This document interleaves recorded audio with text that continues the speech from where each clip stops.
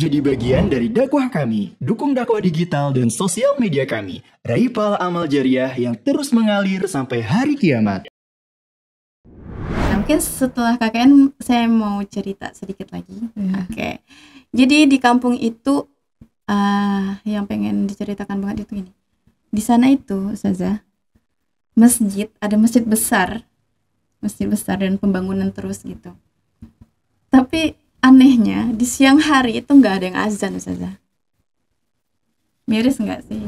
Dan alhamdulillahnya juga orang tua ikut ngaji di sana. Dulu nggak ada. Nah, nama istilahnya tuh ibu-ibu di sana ngaji Al-Quran gitu kan. Ya kan banyak anak-anak gitu kan. Tapi alhamdulillah di sekarang itu sama seperti di kampung Mafas, ada ibu-ibu yang ngaji, ada anak-anak yang ngaji. Jadi anak kayak merasa lega gitu ninggalinnya.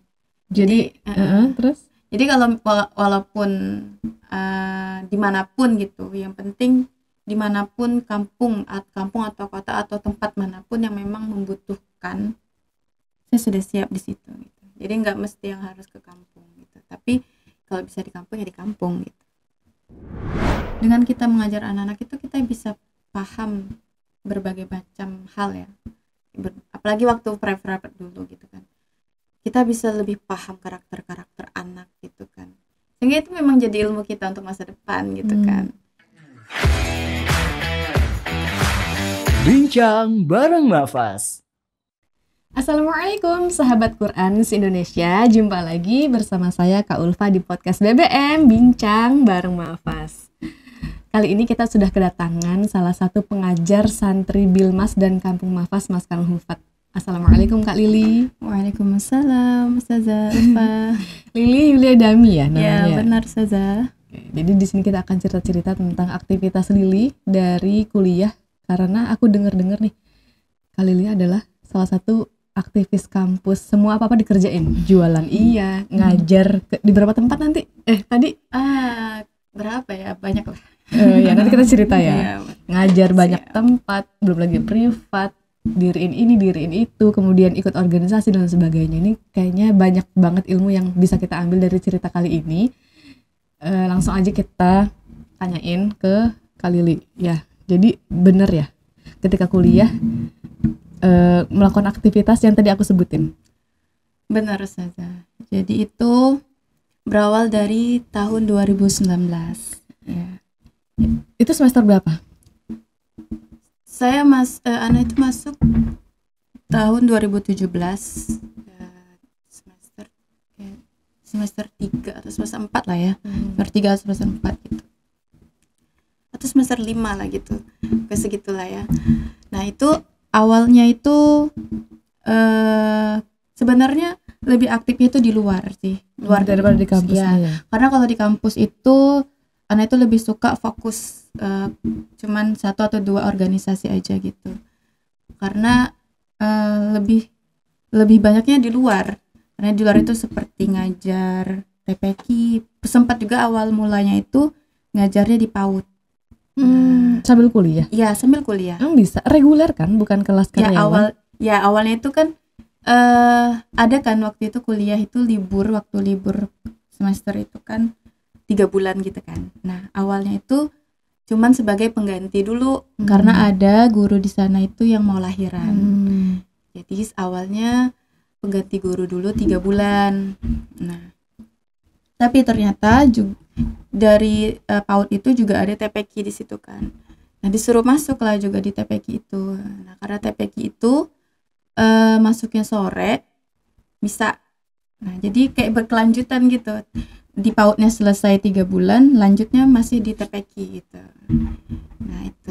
Tapi ternyata setelah di situ ada lagi nih. Jadi setelah selesai misalnya satu TPQ selesai, ada lagi nyambung-nyambung. Jadi nggak pernah putus gitu. Di hari yang sama, di pekan yang sama, atau di waktu yang sama? Maksudnya di TPQ yang A udah selesai, udah nggak ngajar lagi di sana, baru ke TPQ yang B, atau bebarengan waktunya? Oke. Jadi TPQ pertama itu di sore hari, nanti ada lagi tuh TPQ yang malam. Nah, malam terus datang pelan-pelan datang juga tawaran-tawaran private juga di tahun 2019 itu. Kemudian ketika di TPQ pertama ini mungkin saya keluar ya misalnya gitu, tapi nambah lagi nih, bukannya berkurang, nambah lagi tawaran TPQ berikutnya di rumah yang lain gitu. Terus nambah lagi private-nya sampai kurang lebih 5 rumah, 6 sampai 5 rumah dalam private. sepekan. Iya, dan itu full banget Saza. Jadi dari pagi ngajar private, sempat juga ngajar SDIT, tapi SDIT itu baru aja semester akhir aja. Kalau semester awal itu masih TPQ. Dari pagi aktivitasnya, pagi itu kuliah dulu ya kan, kuliah. Nanti siang ada TPQ gitu. Nanti sore ada TPQ lagi atau private gitu. Nanti malam lanjut lagi gitu. Dan itu berlangsung sampai jam 10 malam. Belum lagi kalau misalnya ada kajian-kajian gitu. Karena kan Ana bukan background yang ini ya, bukan background yang santri gitu kan. Jadi sangat butuh namanya kajian-kajian tahajud di masjid gitu. Nah, belum lagi kalau ada itu, dan itu pasti anak ikutin di masjid misalnya gitu. Jadi sampai malam banget, nanti pulang cuman tidur aja gitu. Terus ngerjain tugasnya kapan? Tengah malam. Nah itu, jadi saya itu dikenal sama teman-teman ngantukan di kampus, tapi kalau ditanya bisa dijawab gitu. Terus belajarnya malam. Terus dilihat aja gitu, Lili ini nggak ngapa-ngapain gitu, tapi tiba-tiba besok udah bisa presentasi gitu. Jadi memang ngerjain, nggak tahu otak itu kayaknya prosesnya itu di tengah malam gitu, nggak tahu sukanya gitu. Aktifnya tengah malam, nocturnal gitu. Gitu. Memang suka ngajar. Ya, suka banget karena memang jurusan yang dipegang itu PGMI ya, Tarbiyah, yang memang backgroundnya ngajar anak-anak. Di mana lu kampusnya? Di STAI Aulia Rosyidin Tembilahan, Riau. Tembilahan Riau. Iya benar. Alhamdulillah. Selesai tapi kan kuliahnya. Alhamdulillah selesai, dan itu juga penuh drama sih. Ada drama-dramanya juga. Pastilah ya, setiap kita yang sedang studi punya ujiannya masing-masing kan. Terus ketika KKN nih, biasanya ada cerita menarik di KKN. Karena aku juga ketika KKN punya cerita menarik. Nah, masing-masing kita punya nih cerita menarik ketika KKN. Kalau ini ada nggak cerita menarik ketika KKN? Waktu itu KKN di tahun 2020. Pokoknya masa COVID. Ya, masa COVID. Dan kalau orang-orang di luar itu kan sekolahnya berapa kali sepekan gitu kan, sempat gitu kan. Ada yang sekolahnya online gitu kan, cari aman kan. Nah, waktu itu kami KKN di satu kampung di kampung ini anak-anak di sana itu benar-benar full libur. Kalau orang nggak online, karena di sana nggak ada gitu, jaringan aja susah. Jadi Iya. selama kami KKN di sana tuh nggak ada yang megang HP. Paling HP kecil itu pun kadang-kadang hilang juga jaringannya gitu. Jadi kalau mau ada apa-apa terus keluar kampung dulu gitu.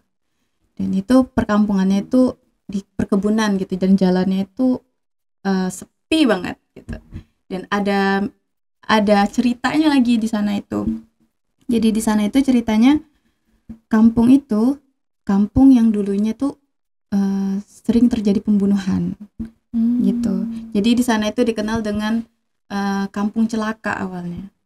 Jadi, dan di sana ada salah satu warga yang anaknya juga dekat sama kami. Jadi beliau yang cerita. Jadi katanya abang kandungnya laki-laki jadi korban pembunuhan itu di kampung itu. Iya, jadi ketika pulang malam, kan di sana sepi ya. Jadi ketika pulang malam jadi sasarannya gitu. Kayak memang mau ngambil harta benda, kayak begal gitu ya? Kayak begal lah jatuhnya ya. Kayak tahu ya. Terus nggak takut waktu ditempatin KKN di desa itu? Nggak tahu. Kalau teman-teman yang lainnya takut, tapi nggak tahu ya. Saya nggak punya rasa takut itu sih. Karena mungkin yang dicari bukan itu kali ya. Jadi kayak Allah tutup lah rasa takutnya kali. Jadi sebenarnya kalau orang-orang, apalagi ya keluarga ya, sangat ngelarang saya itu datang ke kampung itu kalau malam-malam gitu. Kadang kan kita pulang nih, kadang ada pulang sebentar, ada urusan apa gitu kan, nanti entah kemalaman gitu kan, itu sangat dilarang gitu. Tapi kayak anak bandel lah gitu kan. Sok-sok pemberani gitu kan. Jadi ya udah datang aja ke kampung itu malam-malam gitu. Dan alhamdulillahnya masih Allah jaga sih gitu. Ketika anak-anak itu nggak sekolah, terus dapat apa tuh hari-hari anak-anak di sana? Kan nggak dapat asupan pelajaran, sekolah juga tutup gitu. Apa yang dilakukan sama teman-teman KKN? Mengambil alih sekolahnya. Dan tapi itu nggak bisa juga sih kayak formal. Jadi itu non formal aja sih kami ngambil alihnya. Daripada nggak ada sama sekali gitu kan mereka. Karena memang liburnya full banget, liburnya nggak ada belajar. Jadinya mereka tuh nganggur, nggak ada ngapa-ngapain. Dan bahkan karena perkebunan ya di sana, anak-anak kecil itu udah diajak ke kebun aja gitu kerja gitu. Takutnya kalau kayak gitu kan lama-lama nanti anak-anaknya malah sama sekali lebih suka ke apa ya, bantu orang tua dibanding belajar gitu. Iya, sebenarnya benar. dua-duanya bagus, cuman karena udah lama nggak belajar, khawatirnya udah nggak ada suka lagi untuk belajar gitu ya. Benar. Bahkan di sana itu masih banyak anak-anak yang putus sekolah. Belum selesai SD, belum selesai SMP-nya, belum selesai, udah langsung putus sekolah. Dan di sana juga banyak anak-anak yang nikah muda. Dan di kampung itu lagi, jodohnya tuh di kampung-kampung situ aja gitu. Jadi kayak ya Allah, ini harus ada yang dikembangin nih di sini, ini harus ada yang diubah di sini gitu kan. Jadi ya itu dia sebenarnya yang menariknya itu Saza setelah KKN-nya. Oke. Bentar, sebelum ke situ aku mau tahu teman-teman KKN di sana tuh ngajar pelajaran atau ngajar Al-Qur'an? Ngajar pelajaran dan Al-Qur'an. Bagi-bagi tugas. Iya. Gitu.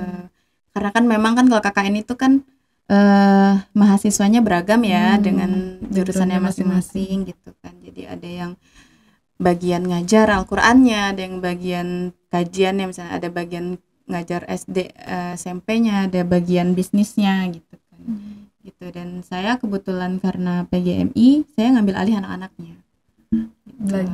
Belajar mata pelajaran ya? Mata pelajaran dan Al-Qur'an juga. Terus setelah KKN apa? Ada cerita apa? Nah mungkin setelah KKN saya mau cerita sedikit lagi. Oke. Jadi di kampung itu yang pengen diceritakan banget itu ini. Di sana itu Saza, ada masjid besar dan pembangunan terus gitu. Tapi anehnya di siang hari itu nggak ada yang azan Saza. Berarti nggak ada jamaah dong? Jamaahnya kerja di kebun itu. Tapi ada struktur pengurus masjid? Ada, tapi itu tadi kayak nggak terlalu nggak jalan. Iya gitu. Nah dari situ tuh gimana caranya kami juga biar ini masjid bisa hidup lagi, biar ada yang namanya pemuda masjid gitu. Oke, Risma ya. Nah jadi kami awal mulanya itu ya di situ kami aktif segala aktivitas di masjid itu. Jadi aktivitas belajar mengajar tadi itu diselenggarakan di masjid besar itu. Iya. Oke. Padahal di sana itu warganya itu sebenarnya suka banget sama kajian, suka banget sama belajar. Karena adalah kayaknya sepekan sekali atau 2 pekan sekali di sana tuh ada yang namanya mendatangkan guru dari luar gitu kan. Kami lihat gitu kan. Oke, berarti di sini sebenarnya warganya mau belajar, cuman ada terhalang. Tidak ada yang memfasilitasi. Ya. Sebenarnya di sana itu banyak kok anak-anak di sana itu juga yang sekolahnya di luar sampai berhasil, tapi masalahnya nggak balik lagi ke kampung. Benar, masalahnya nggak balik lagi ke kampung untuk membesarkan kampungnya sendiri, dan itulah sering terjadi. Iya benar. Termasuk anak-anak rantau kayak kita. Kita merasa di kampung udah ada yang bisa membackup itu gitu. Dan kita lebih bermanfaatnya di sini gitu sih. Nggak tahu ya kalau teman-teman di luar sana berpikirnya gimana, boleh di kolom komentar disampaikan. Teman-teman udah ada kontribusi buat desa sendiri nggak sih nih buat teman-teman yang perantauan ya? Terus Oke. Jadi itu terinisiatif dari situ, dan pas masanya berapa ya, 2 bulan selesai KKN, terus inisiatif aja gitu, gimana caranya ini kampung nih Ana tuh jadi merasa kayak jatuh cinta aja gitu sama kampung ini.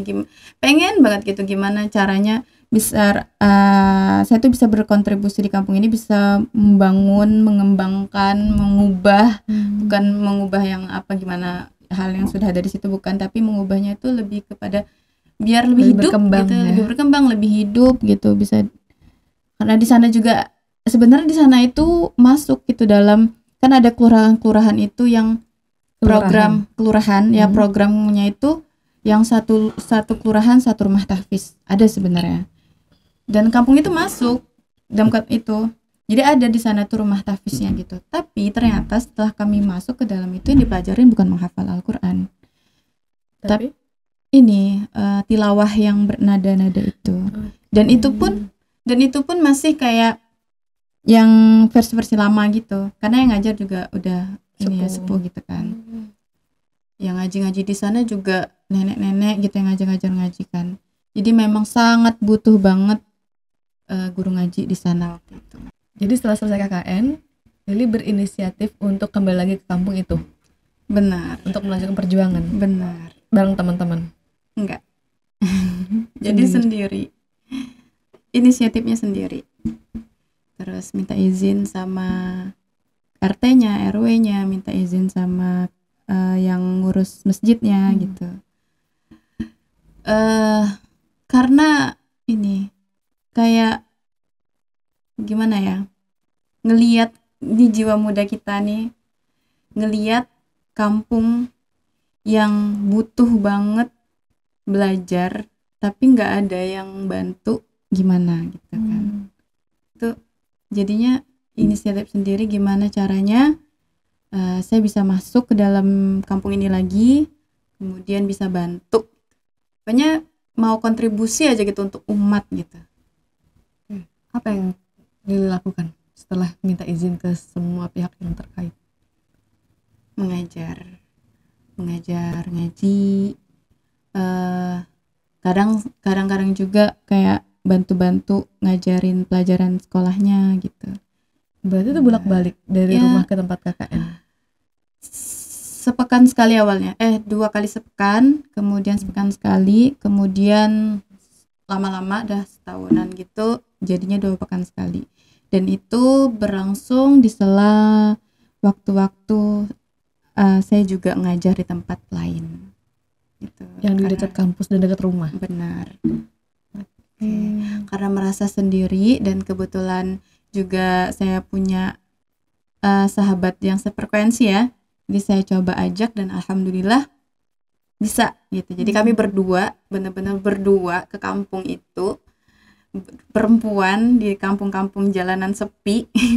Kadang-kadang kan ada lagi tuh kampungnya kan kayak dua kampung pertama, nanti kampung keduanya itu ada lagi di belakang, dan itu jalannya juga sepi. Saya pernah bukan ditipu sih, kayak nggak tahu teman anak itu entah lupa atau gimana, jalannya itu sebenarnya nggak sepi gitu, tapi ini ngajak jalan kaki aja, harusnya bisa pakai motor, cuma ngajak pakai jalan kaki aja gitu ya, hampir serius. Iya, jalan kaki lumayan. Kan rawan itu. Terus gak tahu dia lupa kayaknya, harusnya tuh bisa motor, ngajaklah jalan kaki ke belakang, ke kampung yang belakang. Dan itu benar-benar kayak wah, ini hutan gitu, tapi jalannya cuma jalan segini lah gitu, jalan setapak gitu. Buat satu motor doang ya cukup. Dan kami jalan kaki waktu itu. Nah, jadi kenapa kami juga mencoba untuk berjuang ke belakang, ke kampung belakang, karena di kampung belakang itu juga membutuhkan, jadi dia perlu bantuan juga gitu. Jadi dari kampung belakang itu juga minta kami untuk coba ngajarin ibu-ibunya awalnya di sana. Kalau di depan, kampung depan itu anak-anaknya dulu gitu. Nah, jadi kampung belakang itu lebih kepada ibu-ibunya. Dan kebetulan di kampung belakang itu adalah tempat KKN-nya teman tadi, yang sahabat tadi gitu. Jauh jaraknya antara desa depan dan desa belakang? Enggak juga sih sebenarnya, cuman ya karena jalannya sepi ya, jadi kayak terlihat jauh gitu. Sekitar, nggak tahu ya, kalau saya ngerasakan setiap hari nggak jauh, cuman kalau orang baru kayaknya jauh sih. Sekitar berapa menit jalan kaki? 20 menitan kayak jalan kaki, atau lebih lah, 30, kalau lambat ya 20 menitan lah. Dan itu dilakukan setiap 2 pekan sekali, datang ke 2 desa itu. Iya, untuk tapi ngajar. Ya, tapi karena kami sudah biasa ya, walaupun jalannya rusak ya, jadi kami coba untuk pakai motor. Bisa, sebenarnya bisa aja pakai motor ke belakang itu. Dan aman-aman aja selama Aman itu. aja, aman. Ketika ngajar di 2 desa ini pasti kan ada rintangannya, ada ujiannya, dan untuk istiqomah dalam kebaikan itu susah banget kan. Terlebih cuma 2 orang ngajar harus ke satu tempat dulu, dan itu tuh lumayan jauh dan rawan. Itu apa ujian-ujiannya, Li? Oke. Ada pernah satu kesalahpahaman terjadi. Jadi waktu itu ada kan teman kami lagi dari pondok Jawa liburan pulang, itu ikhwan. Jadi kami juga kesempatan lah ini kan, kami ngajak, sama juga kan beliau juga suka kan hal-hal yang kayak gini juga. Jadi kami ajak ke kampung itu dan alhamdulillah berguna gitu kan. Bisa ngajarin bapak-bapaknya juga di sana, jadinya bisa kayak ngajarin. Kadang yang laki-laki itu kan ada azan, sholat gimana, cara-cara yang lain, ngimamin gimana, tuh Al-Fatihah yang benar gimana. Jadi beliau ngajarin itu di sana, bapak-bapaknya juga. Nah, pernah satu waktu itu kan kalau kami di sana itu, kalau kami datang ke sana itu benar-benar kayak disuguhkan banget kayak. Jadi kayak benar-benar dihormati banget kalau kami datang ke sana itu.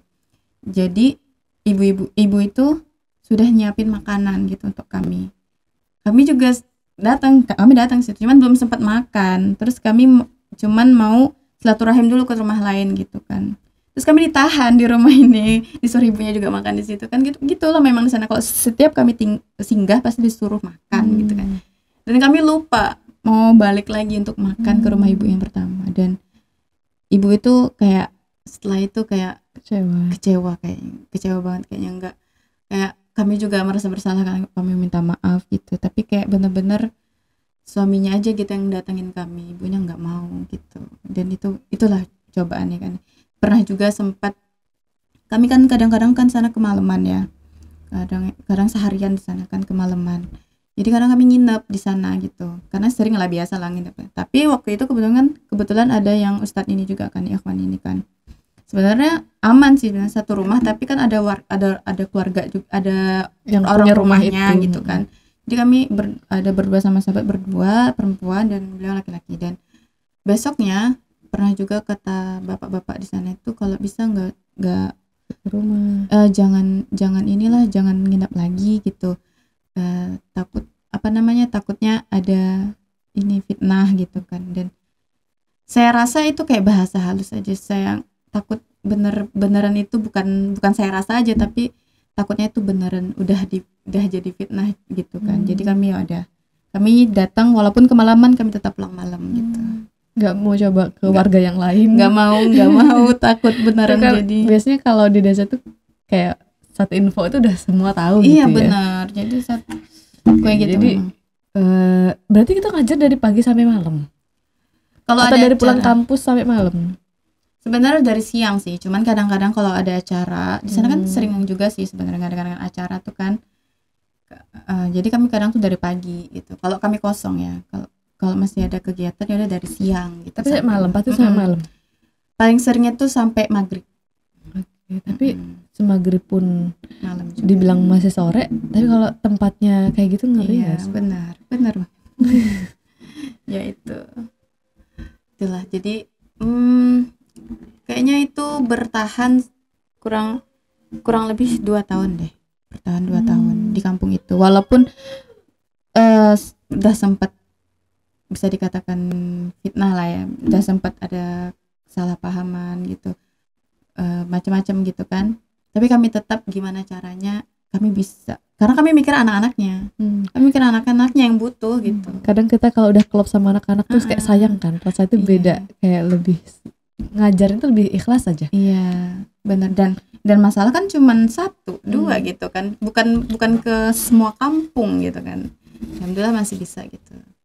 Dan itu di luar daripada itu juga banyak lagi kesibukan saya. Apa tuh? Yang TPQ tadi masih berlanjut. TPQ yang di desa ini? Iya, ngurus kuliah di semester akhir masih berlanjut. Bimbingan ya? Benar. Dan di semester akhir juga saya sudah masuk ngajar di SDIT. Nah, kemudian itu Itu masih di kampung-kampung orang ya. Walaupun jaraknya cuma 1 jam di kampung orang dari rumah saya sendiri gitu kan. Saya ngajar, sibuk ngajar. Saya cari uangnya di kampung orang yang tempat kuliah itu.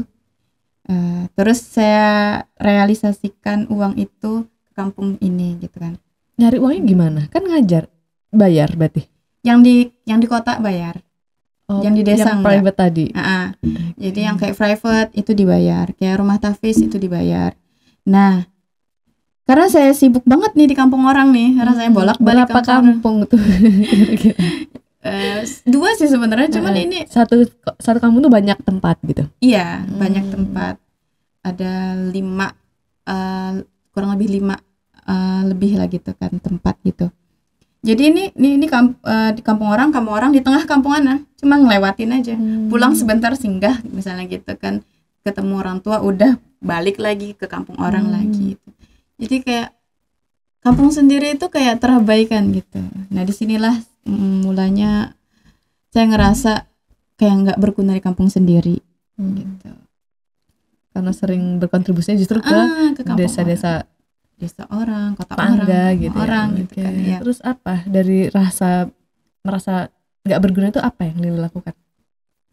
Membangun TPQ dan rumah baca Kampung sendiri di dekat rumah. Benar. Jadi dan itu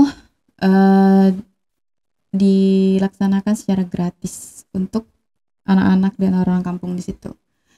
Nah, itu awalnya mau di rumah sendiri. Waktu itu masih masa Covid ya. Jadi butuh banget namanya perizinan ya. Jadi ketemu RT-nya, ketemu pengurus-pengurusnya di sana lah gitu, tokoh-tokoh di sana gitu. Alhamdulillah izinin dan kemudian Bapak RT di sana minta biar suraunya di sana yang dihidupkan gitu. Ya udah, jadi yang penting ada gitu kan. Gimana caranya saya bisa kontribusi di kampung sendiri. Jadi ke kampung itu ke surau itu buat TPQ. Tapi kadang-kadang karena anak-anak juga sering main ke rumah, jadi kadang-kadang belajarnya juga di rumah gitu. Nah di situ juga ngambil kesempatan karena anak-anak sering main ke rumah. Saya kan juga suka ya kayak nabung buku gitu. Saya suka nabung buku karena dosen saya pernah bilang coba kalian nabung setidaknya 1 bulan 1 buku gitu. Dan saya benar-benar selesai baca. Bukan selesai baca, nabung buku, beli. Oke. Dan karena kebetulan saya sudah berpenghasilan, ya saya melakukan itu gitu. Dan alhamdulillah jadi banyak. Terus saya coba lah memanfaatkan anak-anak ini kan. Kadang kan zaman sekarang itu kan anak-anak males ya baca ya, banyak itu. Jadi saya mengambil kesempatan ini, anak-anak sering main ke rumah, udah dibuatlah rumah baca perpustakaan namanya Ar-Rayyan. Gitu. Itu rumah baca yang Lili dirikan. Baca Ar-Rayyan. Sebelahan sama TPQ yang didiriin. Enggak sebelahan sih, cuma berjarak berjarak berapa ya? Enggak jauh sih, paling 5 menit lah jalan. Itu diriin sendirian? Iya, sendiri. Tapi apa namanya, untuk pengajar saya merekrut 1 gurunya sahabat saya tadi. Jadi memang berjuang berdua. Tapi kalau yang mengawali itu tadi pencetusnya itu ya begitu. Awal mula ketika rumah baca itu didirikan nih, nggak hanya beli buku dong, tapi membangunkan minat baca anak-anak di situ itu gimana? Apa yang Lili lakukan? Mereka main ke rumah dengan iming-iming, dengan bisa kan kalau bocah anak-anak sana suka main kan. Jadi alhamdulillahnya karena saya itu PGMI ya, jadi adalah belajar agak buat games itu kan. Nah gitu. Temanku kalau PGMI itu yang gunting, yang buat apa. Jadi keren banget. Dan itu berbagai macam lah yang sudah dibuat ya. Jadi saya buatlah games entah apa gitu, permainan di rumah itu biar anak-anak itu juga datang, walaupun datang cuman main untuk mancing ya gitu. Terus karena banyak anak-anak pastinya juga butuh buku anak-anak ya, pas untuk biar tertarik kan sama anak-anak juga di sana. Dan saya coba untuk mengajak para donatur gitu. Lili cari donatur ya, Dan Caranya alhamdulillah- gimana? Bikin flyer, nyebar di desa-desa, tempelin di mading-mading desa. Enggak juga sih. kayak nyebarin pengumuman aja gitu di chat-chat pribadi ke teman-teman Oke. gitu, teman-teman sekolah, dan alhamdulillah dapat Jadi beberapa. kayak misalkan pendirinya ya Lili, humasnya, pengajarnya gitu ya. Iya benar. Kadang-kadang sesekali adalah saya ngajak anak-anak di sana juga yang gede-gede gitu kan untuk Ngajarin ngurus adik-adik gitu. atau ngurus-ngurus buku juga di sana gitu kadang-kadang gitu. Berapa lama Lili bergelut di rumah baca itu? Kalau rumah baca itu sebenarnya baru. Karena waktu itu awalnya mau buat logo ya, sudah mau pembuatan logo ya. Cuman alhamdulillahnya ada pengumuman ini lulus masuk ke Maskanul Hufaz, dan itu semuanya jadi terhenti gitu. Kenapa tiba-tiba daftar Maskanul Hufaz? Apa yang bikin Lili pengen ke Maskanul Hufaz? Padahal kan udah mantep tuh, ngajar udah di tempatnya, udah di ACC sama warga setempat, sama tokoh-tokoh di sana, ada rumah baca, udah ada bukunya, ada donaturnya, itu udah satu lah menurut aku kan. Tapi kenapa gitu milih meninggalkan apa yang udah dibangun? Itu kan kayak sebuah pertanyaan sih untuk orang-orang perintis gitu. Maksudnya kan Iya.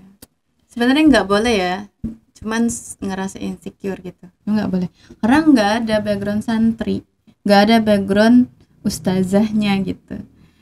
Sedangkan kok beraninya ngajar Quran kok gitu. beraninya Oke. gitu. Itu jadi memang cuman belajar Al-Quran itu ya cuman di masjid-masjid aja gitu. Kadang tuh saya sendiri yang datengin guru gitu, ada kenal teman yang pandai gitu, datengin gitu. Jadi ngerasa kurang ya.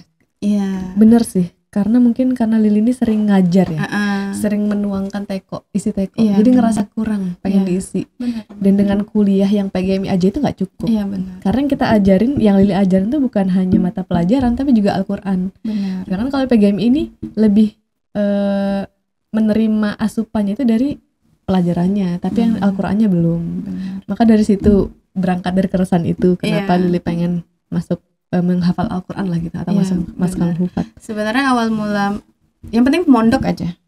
Nggak ada kepikiran itu harus belajar apa, nggak harus Nggak juga spesifik ngafal, kayak gitu. ngafal Iya. atau kitab atau apa Iya, gitu. yang penting mondok aja, dapat ilmunya gimana, agama-agamanya dapat gitu, umumnya juga dapat, Bisa disalurin intinya gitu ya. gitu aja gitu awalnya gitu.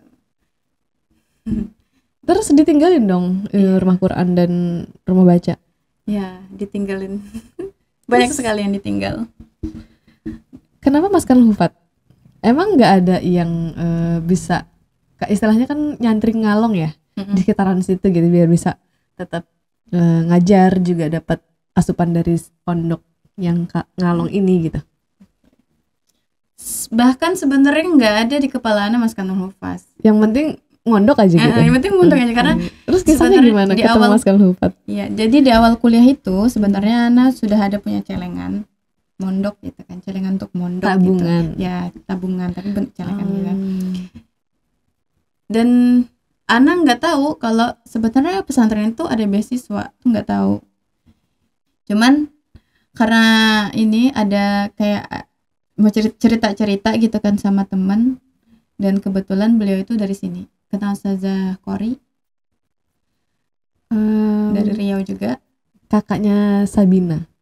Oh iya, pernah dengar namanya, cuma Iya. belum ketemu orang. Ya, cuman lihat aja sih kemarin itu, kayak lihat IG-nya, oh ada Maskanul Hufaz gitu kan. Cuman tahu informasi bukan dari beliau, dari kakaknya lagi, kakaknya Kori. Jadi beliau itu nawarin lah gitu kan, ngasih tahu Maskanul Hufaz ada gitu. Ya udah. Dan itu pun jalannya juga nggak mulus. Ke Maskanul Hufaz. Ya nggak mulus juga. Siapa yang ngelarang? Siapa lagi kalau bukan abah ya. Sangat protektif banget. Karena memang belum pernah merantau ya. Iya.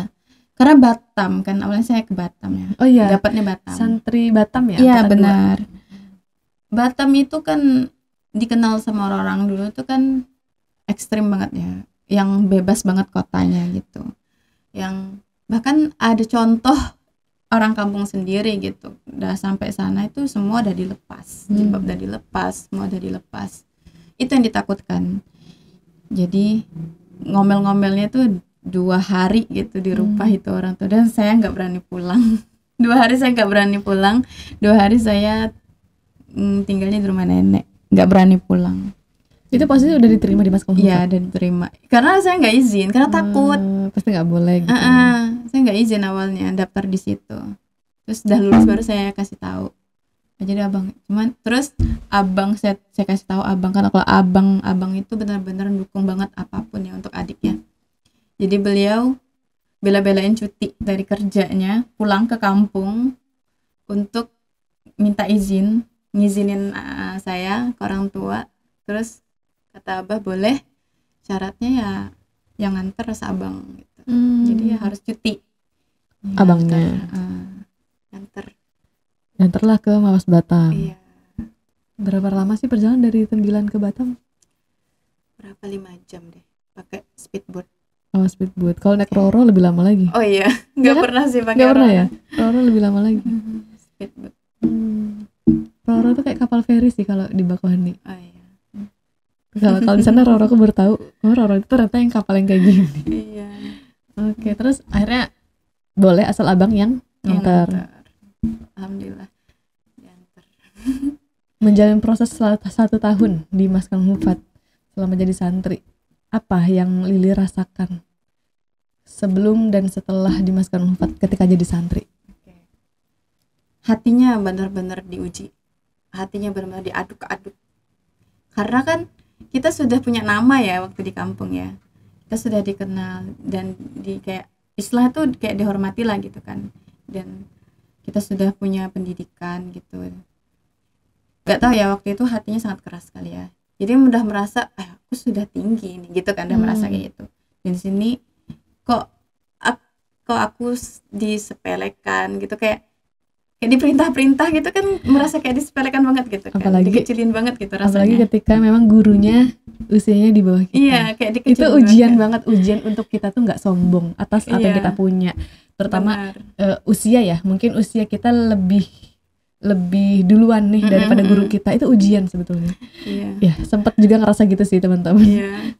Kok aku kayak disuruh-suruh gitu. Iya, disuruh-suruh kalau ngelakuin kesalahan walaupun kecil gitu, tapi kok marahinnya kayak masalah besar gitu kok. Jadi ya perasaan aku dulu jadi guru nggak gini-gini banget deh gitu kan. Tapi lama-lama ketika kita mengamati orang-orang di sekitar, ngamatin santri-santri yang lain gitu kan, oh ya baru merasa gitu kalau ya dulu mungkin aku adalah guru gitu, tapi di sini itu kamu itu sama-sama jadi santri gitu. Murid gitu ya, murid gitu ya, harus gimana caranya, harus yang ngikutin apa yang sudah ada di sini. Betul. Gitu ya udah.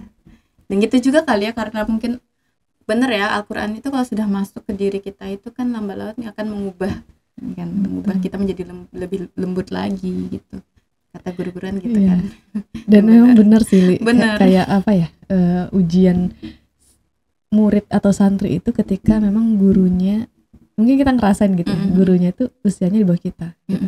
Dan kita merasa udah pernah ini, pernah itu, punya ini, punya itu sebelumnya.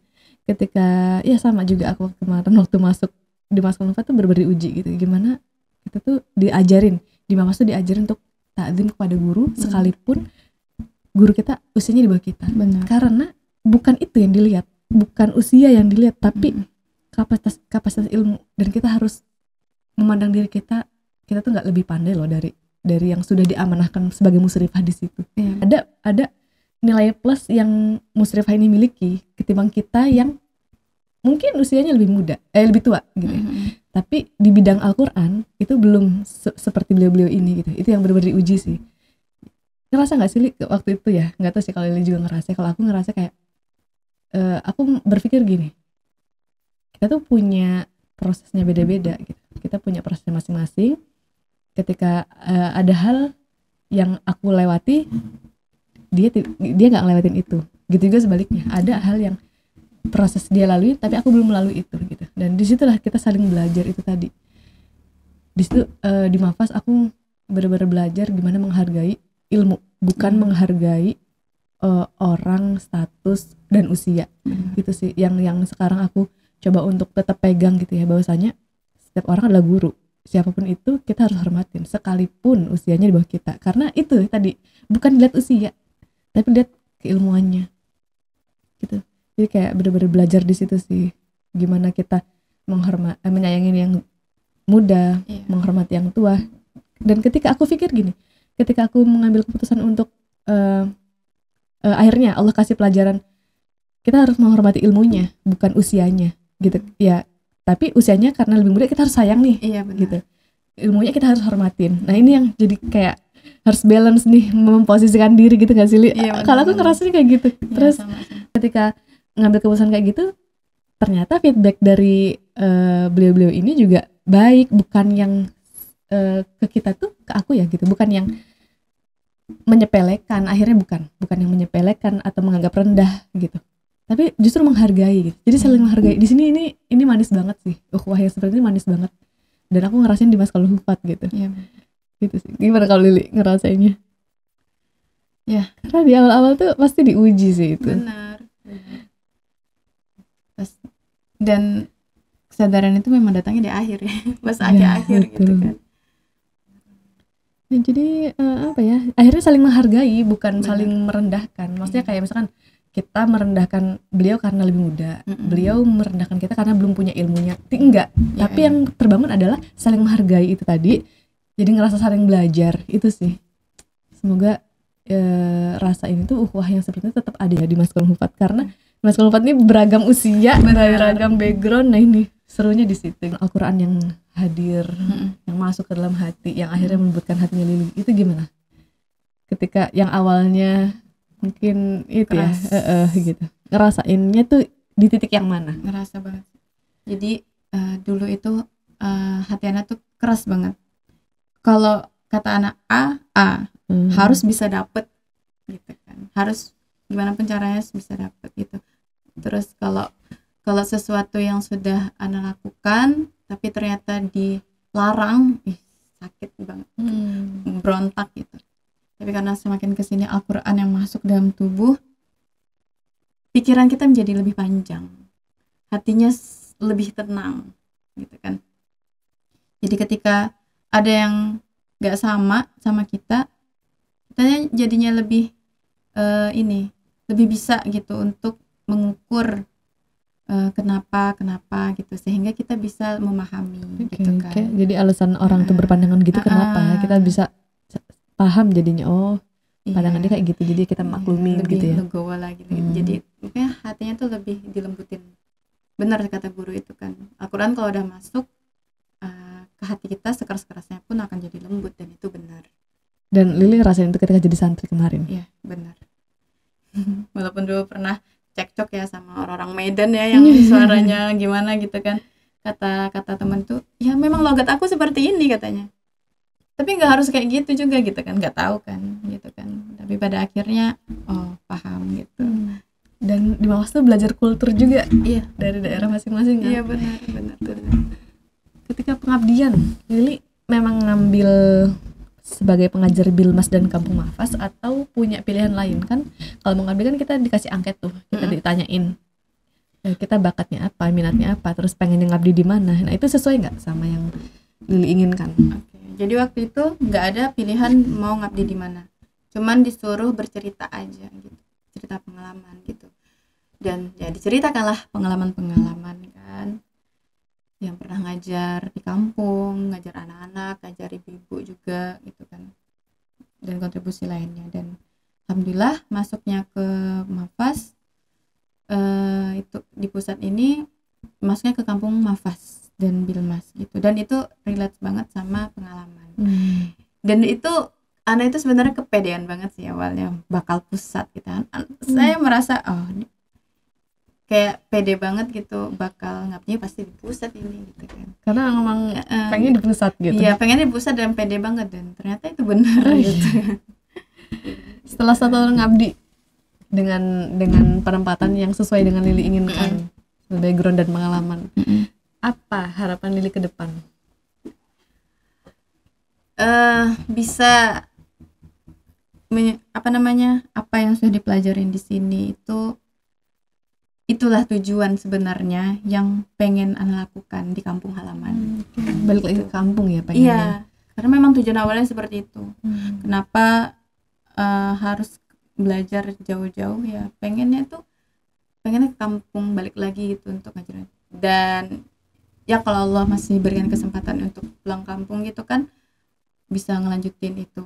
Atau mungkin nggak di kampung sendiri, mungkin ada di kampung yang memang juga dibutuhkan, juga nggak masalah gitu. Karena alhamdulillahnya sekarang itu di kampung Ana itu udah ada juga gitu yang dulu jadi santri pulang juga.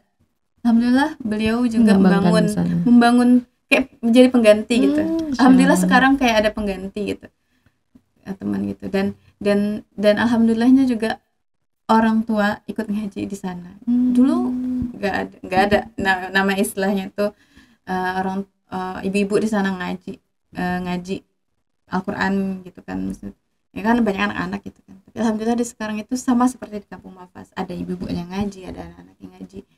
Jadi anak kayak merasa lega gitu ninggalinnya. Jadi terus Jadi kalau walaupun dimanapun gitu, yang penting dimanapun kampung atau kota atau tempat manapun yang memang membutuhkan, saya sudah siap di situ gitu. Jadi nggak mesti yang harus ke kampung gitu, tapi kalau bisa di kampung ya di kampung gitu. selama ngabdi 1 tahun ngabdi di Bilmas dan Kampung Mafas, apa yang Lil pengen kasih untuk Mafas? Kan nggak semua orang punya kesempatan untuk tetap di Mafas ya. Setiap tahun tuh pasti seleksi lagi gitu. Dan Allah kasih kesempatan Lili ada di Mafas. Apa yang pengen Lili lakukan untuk Mafas? Mungkin terkhusus Bilmas dan Kampung Mafas. Ingin menjadikan kampung Mafas lebih kreatif lagi sih. Biar nggak gitu-gitu aja gitu. Apalagi kayak ilmu-ilmu yang waktu kuliah juga gitu kan, dicoba ke kampung Mafas, ternyata itu sangat-sangat relate dan sangat-sangat tepat sasaran gitu. Jadi itu gimana caranya ini kampung Mafas tidak hanya sekedar ngaji aja gitu kan, datang ngaji aja, tapi gimana anak-anak itu seneng ngaji itu seneng dengan berbagai aktivitas lainnya gitu, lebih kreatif lagi gitu lah. Dan sebenarnya kalaupun sebenarnya saya itu masih ngincer MI sih, ngajar di MI. Masih ngincer. Kita dengar kabar ada MI ya, bakal ada MI gitu ya di sini, tapi nggak tahu ya. Kan ngajar atfal. Tapi MI ya, MI Mafas, tapi itu masih rencana sih. Iya. Tapi ya nggak masalah. Pengennya lanjutin kuliah, insyaallah. Secinta itu sama ngajar ya, Dik? Banget sih, karena dengan kita mengajar anak-anak itu kita bisa paham berbagai macam hal ya. Apalagi waktu private dulu gitu kan, kita bisa lebih paham karakter anak gitu kan, sehingga itu memang jadi ilmu kita untuk masa depan gitu kan. Jadi bukan sekedar ngajar itu yang kita ngasih ilmu materi gitu kan, tapi ada hal-hal lain yang memang itu butuh untuk masa depan kita, kayak memahami karakter setiap anak gitu kan, kayak terus mengembangkan gimana cara ngajar yang baik gitu kan, yang bisa diterima sama semua orang, bisa diterima sama anak gitu. Itu seru banget. Oke, terakhir ya. Apa pesan-pesan Lili untuk teman-teman yang lagi nonton podcast nih, teman-teman yang sedang berjuang di kampung halaman masing-masing, berjuang untuk mengajarkan Quran, mengajarkan dan mencerdaskan anak-anak yang ada di kampung, apa kira-kira? Seberapapun usianya, jadikanlah diri kita berjiwa muda, dimana yang harus kita utamakan adalah gimana caranya kita bisa berkontribusi untuk umat, gimana caranya kita bisa berkontribusi untuk agama kita gitu, untuk negeri ini. Jadi jangan terlalu fokus ini pemerintah ini belum ngasih saya apa-apa, ini kampung ini belum ngasih saya apa-apa, tapi gimana caranya kita yang ngasih kampung ini apa gitu. Terus jangan takut memulai. Misalnya nih ada satu kampung yang butuh bantuan kita, tapi kita takut untuk mencobanya gitu karena takut gagal, gitu kan. Tapi coba, karena mereka butuh kita, jadi kita harus berani masuk ke dalamnya gitu. Ya, terima kasih ya Lili sudah berbagi cerita ke kita semua, banyak banget pelajaran yang diambil. Mudah-mudahan teman-teman yang lagi nonton podcast juga dapat manfaatnya, dapat ilmunya, dan banyak motivasinya pastinya kalau misalkan dari awal sampai akhir nonton gitu ya, insya Allah. Terima kasih untuk teman-teman yang sudah nonton. Sampai jumpa di podcast selanjutnya. Assalamualaikum. Bincang bareng Nafas.